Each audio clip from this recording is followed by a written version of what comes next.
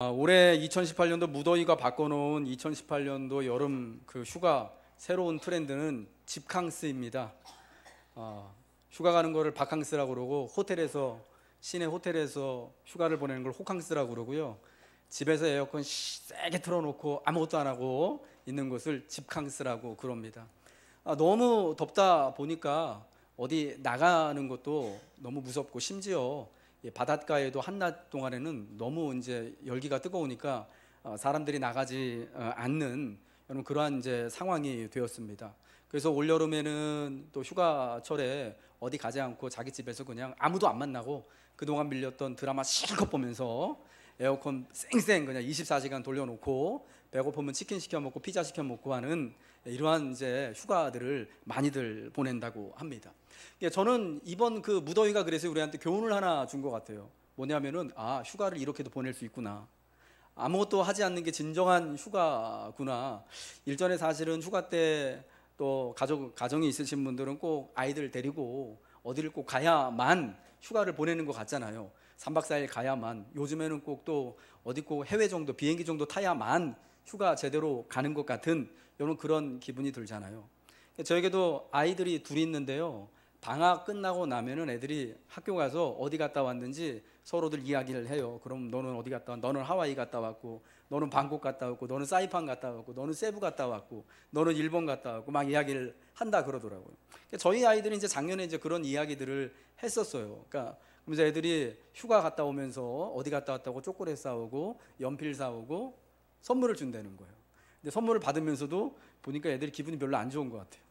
우리는 그런데 안 나갔잖아요. 그러니까 초콜릿을 받고도 조그만 선물을 받고도 아이들이 기분이 별로더라고요. 그래서 사실은 요즘에 무리를 해서라도 휴가철 되면은 아이들 데리고 저기 멀리 뭐 제주도라도 아니면 뭐 가까운 해외 여행지라도 아니면 저기 뭐 근처 섬으로라도 가야만 하는 것이 휴가인 줄로 우리가 그렇게 알고 있었는데 그런 게 아니라 그냥 요즘처럼 진짜 더울 때는 아무 데도 안 나가고 집안에서 3박 4일 그냥 가만히 있는 게 그것도 진짜 휴식이 되고 휴가일 수 있구나라는 것을 배우게 된 것 같습니다. 오늘 2018년도 우리가 집에서 집캉스를 하고 있는 것처럼 모세의 누이였던 미리암도 그러한 휴식의 기간을 하나님으로부터 7일간 받게 되었습니다. 모세를 비방한 것에 대한 결과로 하나님은 미리암에게 진노를 하시죠. 그리고 즉시로 미리암에게 나병이 들게 됩니다. 그러자 우리가 지난주에 살펴본 것처럼 하나님이 모세의 기도를 들으시고 기도를 듣자마자 미리암의 나병을 고쳐주십니다. 그러나 미리암에게 이 나병으로 인하여서 나병이 발병했다가 나은 그 사건 때문에 너 7일간 이스라엘 진영 밖에 나가 있어서 7일 동안 있다가 다시 들어오라 라는 말씀을 하십니다. 부정의 기간으로 7일을 정하셔서 진영 밖에 1회 동안, 그러니까 즉 일주일 동안 가둬 놓으신 것입니다. 여러분, 저는 이게요, 하나님께서 미리암을 그녀가 이제 모세를 비난하고 하나님께 반역이기 때문에 하나님이 징계하셨다라기보다는 일종의 하나님의 배려다라고 생각이 듭니다. 왜냐하면은 모세를 비방한 거에 대하여서 하나님이 이미 미리암을 징계하셨어요. 어떤 걸로 징계하셨죠? 너 틀렸다. 그러면서 그 증거로 온몸에 나병, 문둥병, 피부병이 나게 하셨습니다. 그리고 나서 즉시로 모세의 기도를 들으시고 고쳐주신 거예요. 여러분, 그게 징계의 끝입니다. 그리고 나서 7일간 진영 밖에 나가서 너 우리 이 공동체 밖에 나가서 있어 라고 하신 것은 이거는 징계가 아니고 사실은 이 부정의 기간을 7일을 두신 거잖아요. 부정의 기간은 그녀가 잘못했기 때문에 7일간 부정해졌다가 이제 7일이 지나면은 다시금 정해진다라는 건데, 바꿔서 말한다면 그 7일의 기간이요, 부정했던 미리암이 또 하나님 앞에 올바르지 않았던 미리암의 영혼과 마음과 삶이 다시금 정결해지는, 다시금 쉼을 얻는, 회복되어지는 여러분 그러한 복된 시기로 볼 수가 있다라는 거예요. 여러분, 그래서 사실은 하나님은 미리암에게 이러한 7일간의 격리의 시간, 어떻게 보면은 반강제적인 휴가의 시간을 주신 것이다라고 생각이 됩니다. 미리암은 애굽에서부터 지금 나와서 지금 광야를 생활하는 지금 이 1년 반의 시간 동안에 사실은 어떠한 휴가의 시간, 쉼의 시간을 가져보지 못했을 것입니다. 그러나 이번 모세에 대한 비방의 사건으로 말미암아서 하나님이 7일간의 시간을 주면서 자, 그동안 쉬지 못했던 것에 대한, 그동안 참 그 마음을 이렇게 풀고 있지 못했던 것에 대하여서 좀 가족들로부터도 떨어져 있고, 그리고 그녀의 사역 공동체로부터도 떨어져서 좀 자신을 성찰하고 돌아볼 수 있는 그런 귀한 시간을 하나님이 주신 거예요. 만약 미리암에게 이러한 시간이 없었다면은 미리암이 돌아와서 다시금 자신의 사역의 자리를 지키기가, 다시금 하나님 앞에 이스라엘의 여자 선지자로서, 여성 리더로서, 어머니와 같은 존재로서의 그 사역을 감당하기가 쉽지 않았을 거다라는 생각이 듭니다. 중요한 것은 오늘 민수기 12장 14절 말씀, 우리가 지난주에도 봤지만 하나님께서 그녀를 이레 동안 가두고 그 후에 들어오게 할 것이다 라고 말씀하셨다라는 게 있는 거예요. 들어오게 하신다라는 거는요, 일주일이 지난 다음에 다시금 미리암이 그녀가 이전에 했던 것처럼 미리암이 이스라엘의 여자 선지자로서의 그 사역, 그리고 이스라엘의 여성 리더, 여성 지도자로서의 사역, 어머니와 같은 역할을 하나님이 계속해서 맡기시겠다라는 것을 의미하는 거예요. 여러분, 미리암은 앞으로 이제 40년의 세월을 광야에서 모세와 아론과 더불어서 이스라엘의 지도자로서 60만 명이 넘는 이스라엘의 많은 사람들을 광야에서 이렇게 잘 품고 같이 살아가야 되는 그러한 지도자입니다. 어머니와 같은 사람입니다. 만일 지금 이 7일간의 시간이 없었다면은 아마 미리암은 그러한 40년의 지도자로서의 삶을 다시금 살아가기가 참 힘들었을 거다라고 생각합니다. 물론 미리암이 모세를 비방함으로 말미암아 하나님 앞에 큰 잘못을 저질렀지만, 그러나 하나님은 미리암을 용서해 주기를 원하셔요. 그리고 앞으로 40년의 세월 동안 미리암이 지도자인 모세를 도와서 대제사장인 아론과 함께 하나님의 이 백성들, 하나님이 정말 귀하게 여기고 값지게 여기는 이스라엘 공동체를 계속해서 이전보다 더 신실하게 섬기기를 원하시는 거예요. 그래서 7일간의 부정의 기간을 두시고, 자, 이거는 너 강제적으로 지금 집 밖에 나가 있는 그런 시간이지만, 그러나 이 7일 동안 내가 너에게 휴가를 줄 테니까 그동안 힘들었던 것들 7일 동안 아무도 만나지 말고 거기서 격리돼 있는 채로 좀 기도하고 좀 휴가의 시간을 갖고, 요즘 말로 하면 멍 때리면서, 멍 때려야지 요즘 사람들 산대요. 그러면서 좀 시간을 보내고 다시금 돌아와서 하나님의 일 참 감당하자라고 하신 하나님의 은혜였다라는 것입니다. 본문에는 나와 있지 않지만요, 하나님께서는 이 7일간의 시간을 허락하시면서 미리암이 다시 그녀의 자리로 돌아오기까지 참 기대하는 바가 있으셨을 거다라고 생각합니다. 그냥 단순히 7일간의 기간을 너 잘못했으니까 나가, 반성해 라고 하는 게 아니라, 여러분 가정에서 우리 아이들이 잘못할 때도 이렇게 또 징계, 벌을 주잖아요. 네 방에 들어가서 있어, TV 금지야, 가서 벽 보고 서 있어.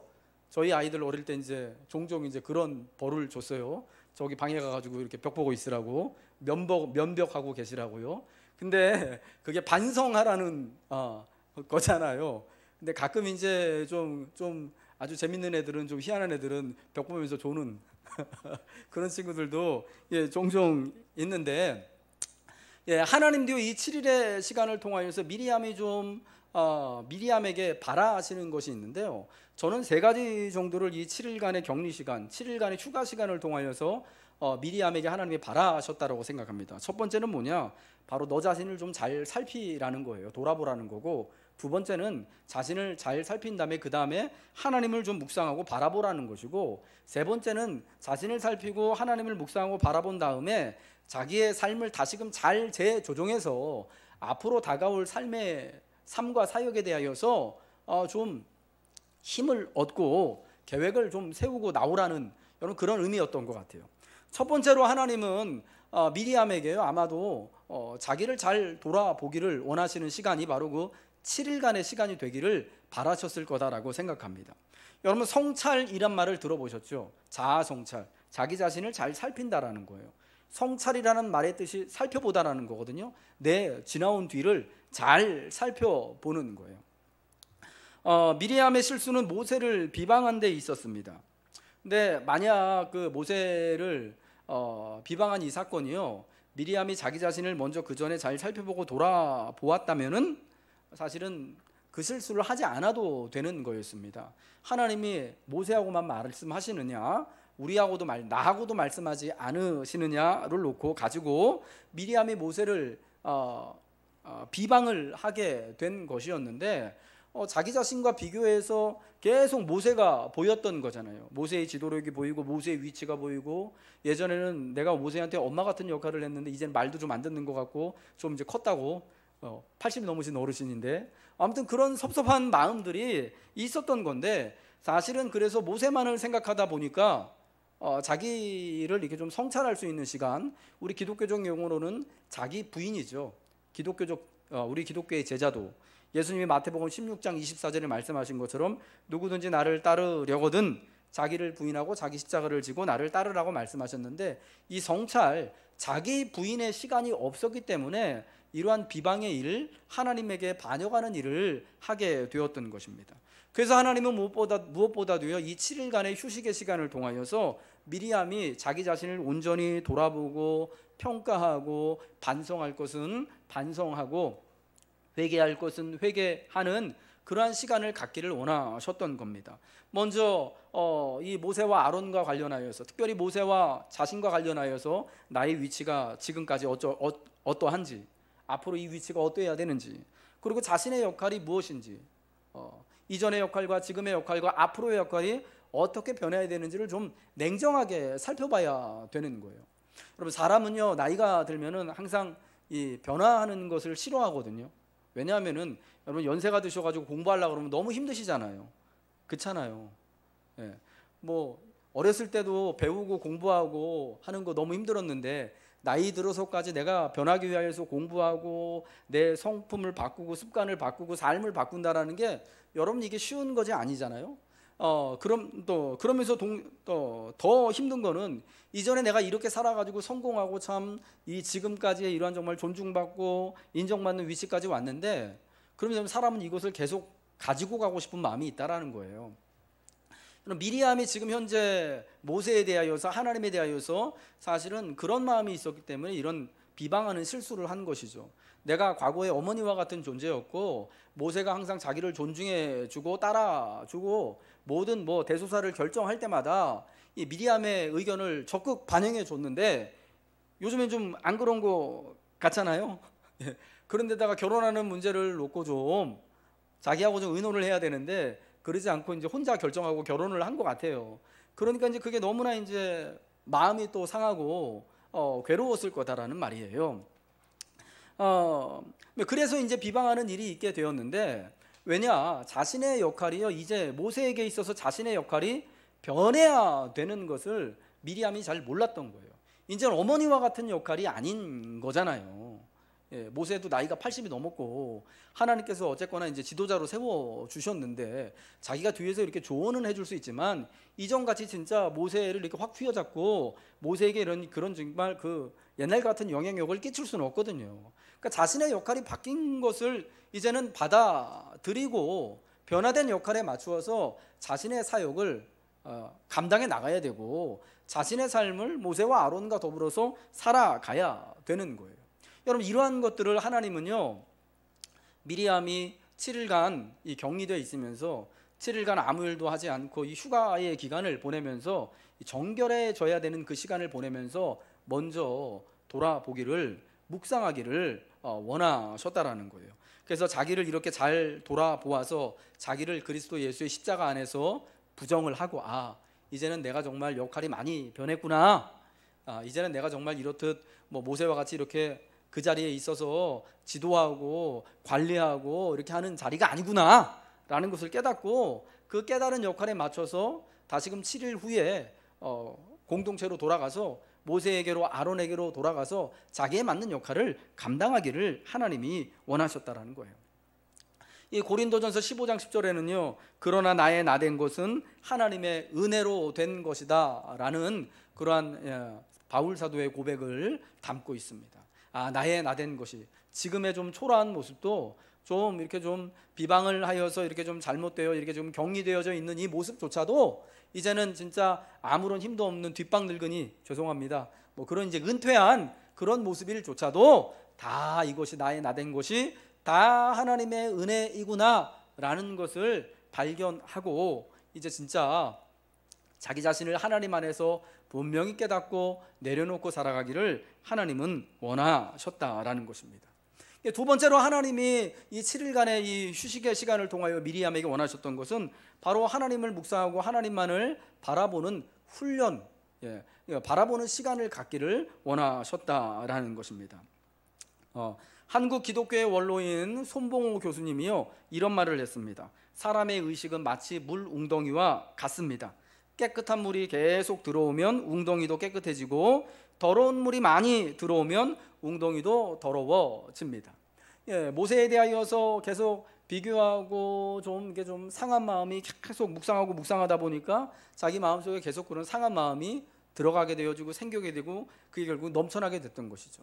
여러분, 그래서 이제는 이 7일간의 시간을 통하여서 이 미리암의 그 자신의 마음속에서 깨끗한 것이, 정결한 것이 흘러넘치게 하기 위해서는 계속해서 하나님을 묵상하고 바라보고 하나님으로 말미암아서 가득 채워지는, 여러분, 그런 물 웅덩이와 같이 되어져야 한다라는 것입니다. 여러분, 하나님을 바라보고 묵상하는 것이요, 사실은 이 7일간의 시간을 통하여서 가장 어쩌면 중요한 것인지도 모릅니다. 여러분, 우리가 여러분이 기도를 할 때, 특별히 기도의 시간을 가질 때 우리의 어려움과 고통과 우리의 실패와 좌절을 놓고, 특별히 내가 또 비난받았다거나 혹은 내가 상처받은 그 모든 문제들을 놓고 하나님 앞에 나아가서 기도할 때 여러분 종종 기도할 때 어떤 마음이 드십니까? 이게 기도해도 마음이 시원해지지 않고 도리어 더 답답해지고 아파지고 힘들고 괴로울 때 있잖아요. 이거 왜 그런지 아십니까? 기도하면서 하나님을 묵상하고 하나님을 바라봐야 되는데 내가 상처받은 거, 내가 실패한 거, 내가 좀 이렇게 좀 잘하지 못한 것들만, 내게 지금 힘든 것들과 고통과 괴로움의 것들만 계속해서 묵상이 되기 때문에 기도는 하지만 그것을 내가 지금 껴안고 있는 거거든요. 이렇게 나 아파요 하면서 날 아프게 하는 그것을 계속 이렇게 껴안고 있으니까 기도를 해도 아프고 힘들고 괴로운 거예요. 그러나 여러분, 하나님이 그러한 고통의 순간들을 통하여서, 어쩌면 낙심과 실패의 순간들을 통하여서 우리에게 바라는 건 뭐냐면, 나한테 상처 주는 그것들을 이렇게 좀 털어버리고 하나님을 이렇게 좀 묵상하고 하나님의 은혜를 대신 껴안을 것을 하나님은 바라신다라는 것입니다. 요즘 많은 사람들이요, 아마 우리 신앙에 대해서 이런 생각들을 많이 가지고 계실 겁니다. 만일 하나님이 나의 삶의 행복을 위해서, 나의 삶의 성공을 위해서 축복해 주시지 않는다면 내가 왜 하나님을 믿어야 합니까? 라고 생각하시는 분들이 아마 많을 겁니다. 내가 교회 나와서 예수를 믿고 그리스도인이 된 이유, 내가 이 더운 날에도 불구하고 교회 나와서 예배하는 이유가 뭐냐? 예배드리면 하나님 나를 좀 불쌍히 여겨주셔서 내 삶을 축복해 주시니까. 하나님은 나를 축복해 주시고, 하나님은 나를 높여 주시고, 하나님은 나에게 좋은 것을 주실 그런 충분한 능력이 있으신 분이니까 나 예수 믿는 거야, 나 이렇게 더운 날에 나와서 예배하는 거야 라고 늘 많은 분들이 여러분 그렇게 생각합니다. 여러분, 그런데 우리가 정말 껴안아야 하는 것은 뭐냐면은요, 하나님이 축복해 주시는 그 축복이 아니라요, 하나님이 도와주시는 그게 아니라 사실은 하나님 자체를 나의 행복으로 여기고 하나님 자체를 복으로 여겨서 하나님을 껴안아야 한다라는 것입니다. 여러분, 제 아무리 자기가 원하는 그런 성공과 행복과 명예를 다 이룬다고 하더라도요, 여러분 그 자리에 정말 하나님이 계시지 않는다면요, 인간의 영혼은요 참 채워질 수 없는 갈급한 상태가 될 수밖에 없다라는 것입니다.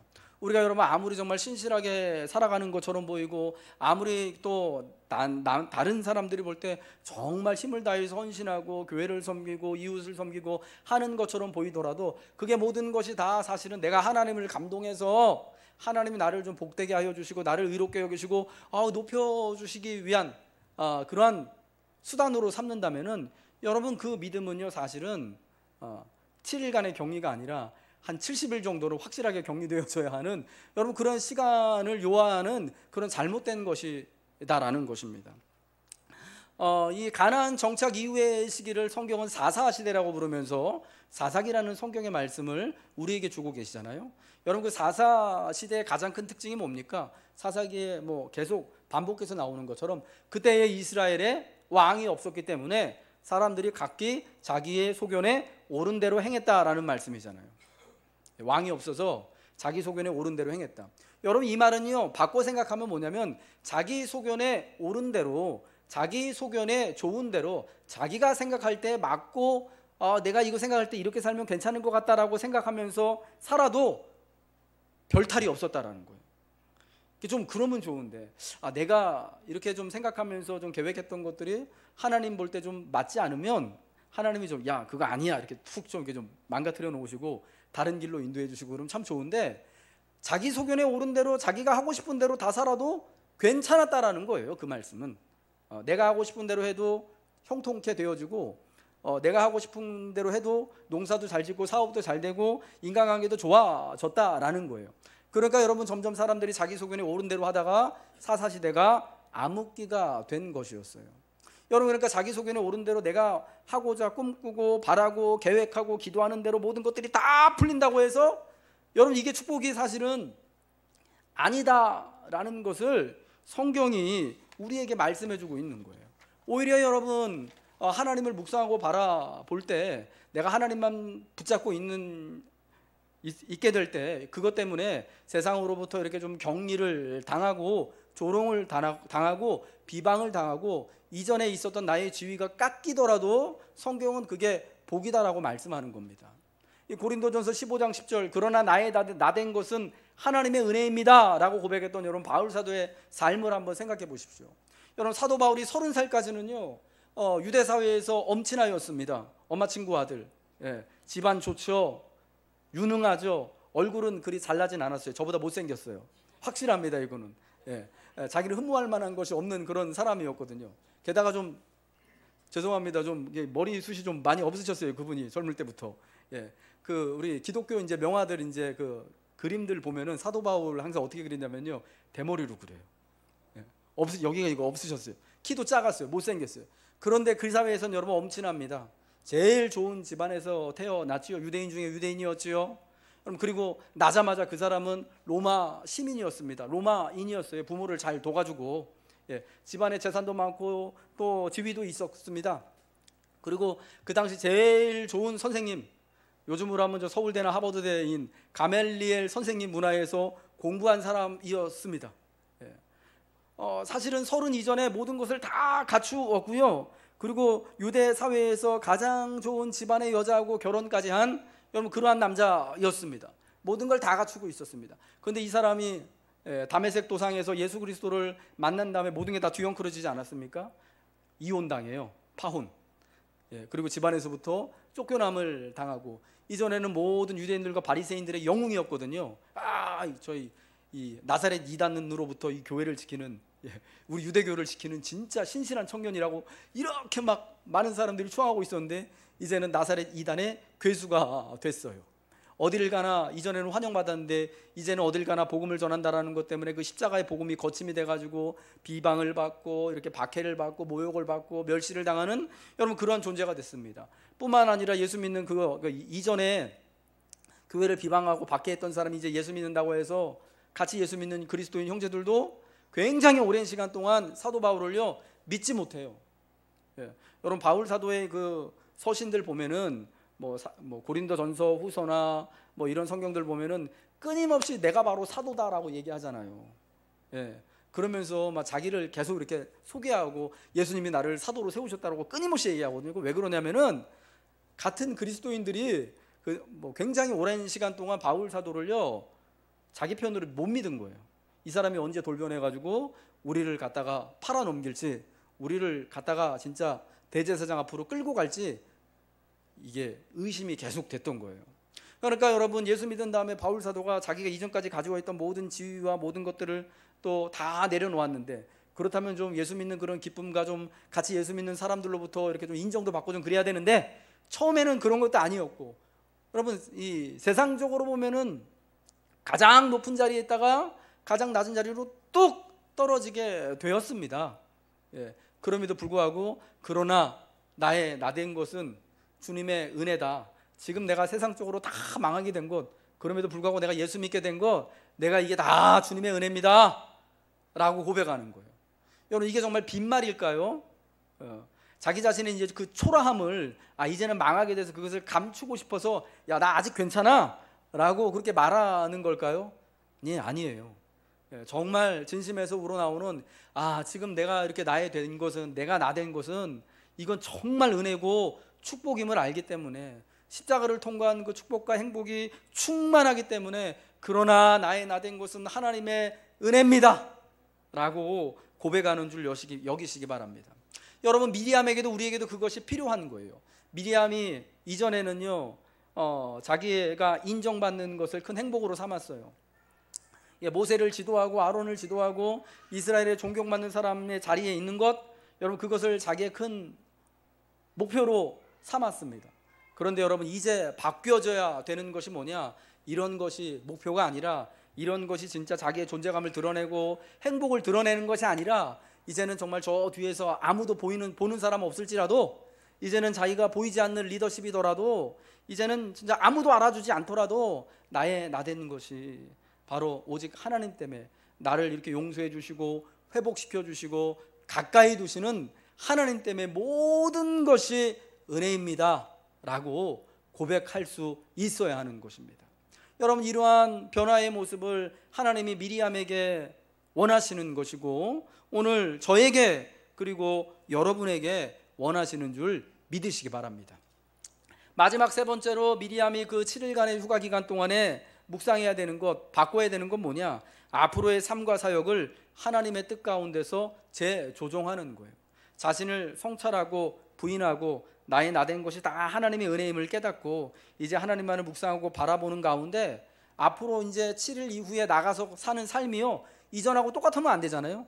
그러니까 삶과 사역을 이 받은 은혜 가운데서 재조정해야 되는 거예요. 여러분, 분명한 것은요, 하나님이요 이 미리암이 7일의 시간이 지난 다음에는 다시금 공동체로 들어오라고 하신 거예요. 14절 말씀처럼 그런즉 그를 진영 밖에 이레 동안 가두고 그 후에 들어오게 할지니라. 그 후에 들어와서 이전에 했던 사역, 선지자로서 어머니와 같은 역할, 여자들의 리더, 지도자로서의 역할 계속 감당하라는 거예요. 돌아온 다음에도 모세의 누이로서의 삶을 살아가는 거예요.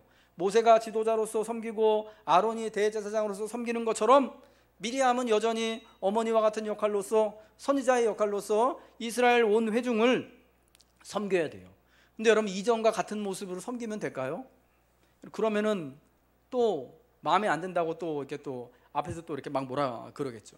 여러분, 그러면은 안 되는 거잖아요. 앞으로 돌아가서 자기의 사역이 이전과 달라져야만 하는 거예요. 재미있는 거는요, 우리가 흥미롭게 봐야 되는 게 뭐냐면, 제가 지난주에도 말씀드렸지만 미가서 6장 4절에 이스라엘의 광야 시대의 3명의 지도자를 하나님이 주셨다고 말하잖아요. 하나님이 출애굽할 때 우리에게 모세와 아론과 미리암을 허락해 주셨다.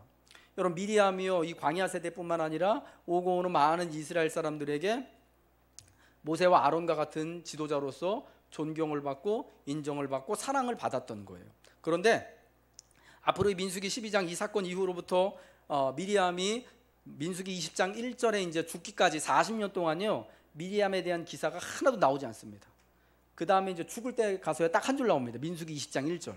민수기 12장부터 민수기 20장 1절까지는 40년의 세월이 걸려요. 40년.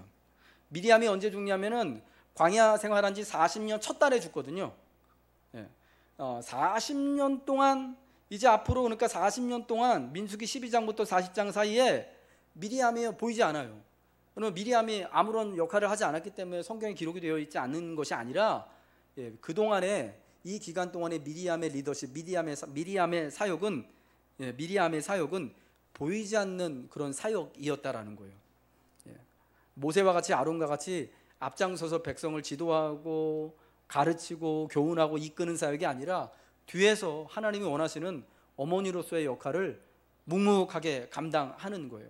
보이지 않는 곳에서 백성들의 마음을 다독거리고 낙심한 자에게 힘을 주고 격려하고, 모세나 아론이 피곤하고 지칠 때마다 어머니와 같은 너른 품으로 품어주고 위하여서 기도해주는 그러한 리더십을 이제는 발휘하게 되어지는 거예요. 여러분, 그래서 이때부터 미리암의 리더십은 보이지 않는 리더십, 보이지 않으나 그러나 이스라엘의 모든 사람들에게, 특별히 모세와 아론에게 여전한 어머니와 같은 영향력을 은혜 가운데서 행사하는 그런 사역의 모습이었을 거다라는 것입니다. 여러분, 미리암은요 비록 큰 한 번의 실수가 있었지만 40년의 지도자 세월을 잘 마무리하고, 그리고 40년 그 첫 달 이스라엘이 이제 가나안 땅 막 들어가려고 하는 그 해에 초입에 하나님의 부르심을 받게 됩니다. 그녀의 인생은 참 복된 인생이었음이 분명하다라고 생각합니다. 한 번의 실수가 있었지만 하나님께서 그 실수를 긍휼히 여겨주셔서 다시금 정결케 되어지고 회복해 되어지는 시간을 주시고 40년의 세월을 다시금 힘있게 하나님의 일을 감당하며 어머니의 역할, 선지자의 역할을 잘 감당할 수 있도록 하셨기 때문이죠. 여러분, 이러한 놀라운 이 40년을 힘있게 달려갈 수 있는, 보이지 않는, 뒤에서 보이지 않는 리더로서의 그 보이지 않는 리더십, 어머니와 같은 리더십을 여전히 행사하면서 살아갈 수 있었던 비결이 어디 있었느냐? 저는 하나님이 이 7일간의 미리암을 회복시켜 주시는 은혜에 있었다라고 여겨집니다. 그 7일간 격리된 그 시간을 단순히 잘못했으니까 벌받는 시간으로 여기는 것이 아니라 그 시간을 통하여서 자기 스스로를 반성하고 성찰하고 자기를 부인하고 나의 나된 것이 하나님의 은혜임을 깨달아서 진짜 행복과 복이 하나님 안에 있음을, 그래서 늘 하나님만을 붙잡기를 바라는 마음으로 앞으로의 삶과 사역을 재조정하는 시간을 가졌기 때문에 여러분, 미리암이 40년의 세월을 모세와 아론과 더불어서 그 광야의 길을 잘 걸어갈 수 있었던 것입니다. 넘어진 김에 쉬어간다라는 말이 있잖아요. 여러분, 우리도 사실은 미리암과 같은 그런 7일간의 격리의 시간, 반강제적으로 휴식의 시간을 가질 때가 있습니다. 우리 중에 많은 분들 지금 휴가의 때를 보내고 있고, 어떤 분들은 구직 때문에 잠깐 직장의 일을 쉬고 있어서 또 쉬는 시간을 가지고 계시고요, 은퇴를 하셔서 혹은 몸이 아프고 불편하여서 여러 가지 이유로 내 삶에서 또 교회의 사역의 자리에서 잠깐 쉬고 있는 분들이 계십니다. 여러분, 그 시간들을요 하나님이 여러분에게 주신 정결의 시간으로 여기시길 바랍니다. 회복의 시간으로 바꾸시길 주님의 이름으로 축복합니다. 그 시간을 통하여서 나 자신을 다시금 성찰하고 그리스도 예수의 십자가 앞에서 나 자신을 부인하고 하나님이 주신 은혜로만 내가 복되어짐을 깨달아서 앞으로 다시금 달려갈 우리 인생의 길, 사역의 길들을 힘있게 달려가시길, 복된 여러분 인생 되시길 주님의 이름으로 축복합니다.